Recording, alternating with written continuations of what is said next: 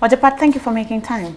Thank you. 2020 was a difficult year for very many sectors due to the COVID-19 pandemic and the lockdowns and restrictions that came with the pandemic.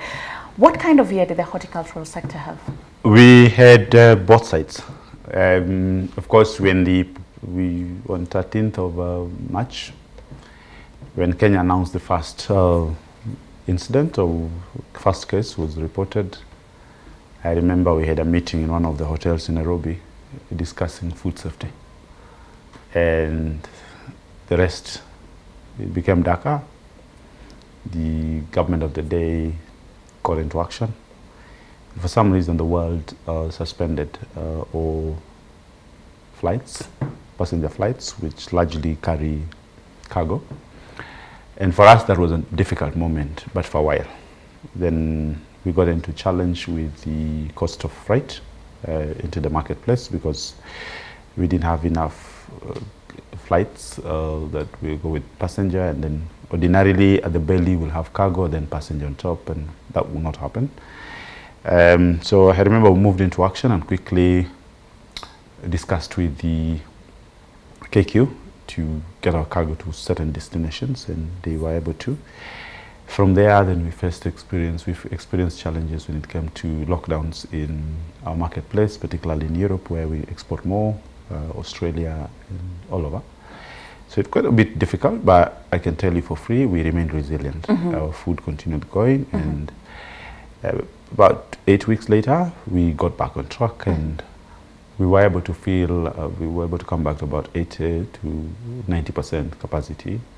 And we saw a bit of some price hike in the marketplace, so we were able to sell more in terms of price, even though the production was low, mm-hmm. but we sold slightly more. So mm-hmm. good news is, besides all that, we reported positive results by mm-hmm. the end of the year. Mm-hmm. Yeah. How much money would you cumulatively say the sector made? In terms of our earnings, we made 151 billion in terms of the money that we got in, as compared to 2019, where we had 144 billion. So to us, an improvement of 5 to 7% has been a good year, mm-hmm.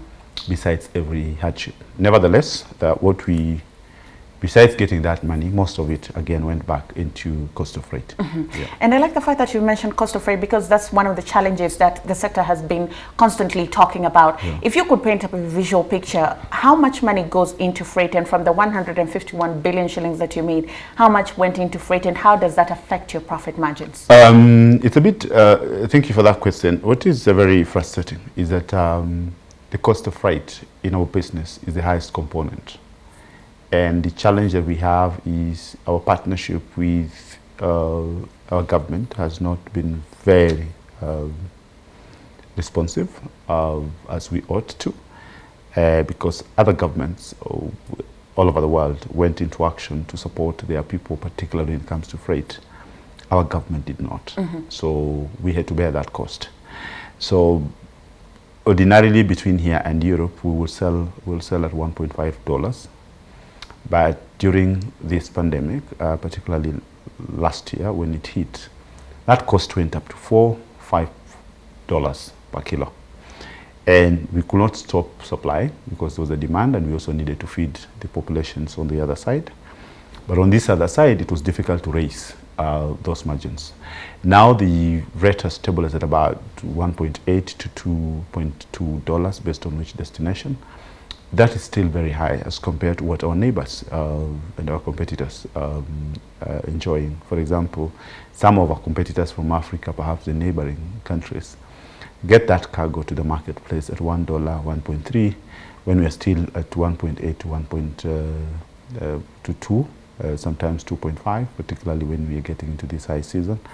So we're praying that our proposal to the government of Kenya will work, where we have partnered with KQ in getting our cargo to the market. We asked His Excellency the President to support us, and in his wisdom, we were allocated 1.5 billion. We don't have that money as we talk. Mm-hmm. It has not been released. Treasury is still holding it. And there seems to be a tug of war between one government agency to another, with another, in terms of how we can get that money accessed. But we've agreed in principle that money, we believe strongly that we will find more value for it when we put it into cargo, particularly freight. And just to paint the picture, if a cost of flying into Europe is $2.5, and that money comes and subsidizes and pays or supports the exporter on $1 per kilo, then that means we come down below $1, and that money that we'll put on the cost of freight will go back to the growers, and that will be money to a common mwananchi, and our sector supports up to 4.5 billion Kenyans within the value chain. That's not a small population. So a little change on the cost of logistics really means a lot of benefit on the Kenyan population. And you've constantly mentioned Europe to mean Europe, UK and Australia are one of the key, some of the key markets for Kenyan horticultural products. However, these are parts of the world that are experiencing the third wave of the COVID-19 pandemic. Harsher measures are being put in place, lockdown and restrictions, and shops like flower shops are no longer necessities and have to be shut down. What does this mean for the horticultural sector going into 2021? What it's not about Europe, but why we have history with Europe is that was our traditional market. What we are currently doing is opening new markets. For example, we have a strong relationship and this dialogue going on between us and South Korea, and our ambassador there is quite active. We are looking at Middle East, we are looking at Far East, as part of alternative markets. However, when it comes to the pandemic, I will be honest, none of us, even as we talk, knows what's going to happen. We pray that the vaccine will be availed to the world population as soon as possible, so that we can continue selling. But what we are also doing is exploring inter-Africa business. We are looking at how do we sell within Africa.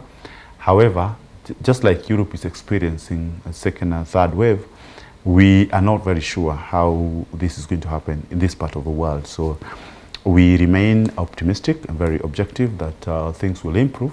However, we have planned as if things are going to improve, because we don't sit back and wait. We will need to deal with it, and we must remain resilient. And I'm very positive that we will post even better results in 2021 as was compared to 2020, which is already an improvement from 2019. And in one other discussion we've had with the other colleagues in the industry, our intention is to grow this industry by at least 10% annually, which means that we need to put in so much together, but it needs a lot of responsiveness and facilitativeness by the government of the day. And some government areas, some government agencies are still very rigid and they're still behind. They're not moving fast because we're not competing among ourselves. That is our, we continue sending this message that we are not competing among ourselves. We are competing with the rest of the world. So it depends on how fast we move in terms of facilitating Kenyans to do business. And you've mentioned the collective responsibility and effort from different players, and you mentioned the government. One of the issues that the consortium has been raising is taxes, levies, and high cost of doing business. And with this, you have sort of asked the government to push by a year the 0.25% tax levy that was supposed to be imposed on the horticulture sector. Talk to us about that. It's not what is supposed to be imposed. It's already been enforced. The government of Kenya, the Minister of Agriculture, in what I'm not very sure whether it's wisdom, decides to now impose a levy of 0.25 of FOB on our exports. Traditionally, what we've been doing is pay 30 cents for every kilo that we export. Whoever advised government to get this regulation, we have no clue, because it is not in our part to have done that, because this is already killing business. So what we're asking government is, can you suspend the implementation of the Crops Act, the Crops Regulation 2019, and allow dialogue in the midst of all this COVID and all the challenge we have, and we posted positive results. Do you want to punish us for doing well?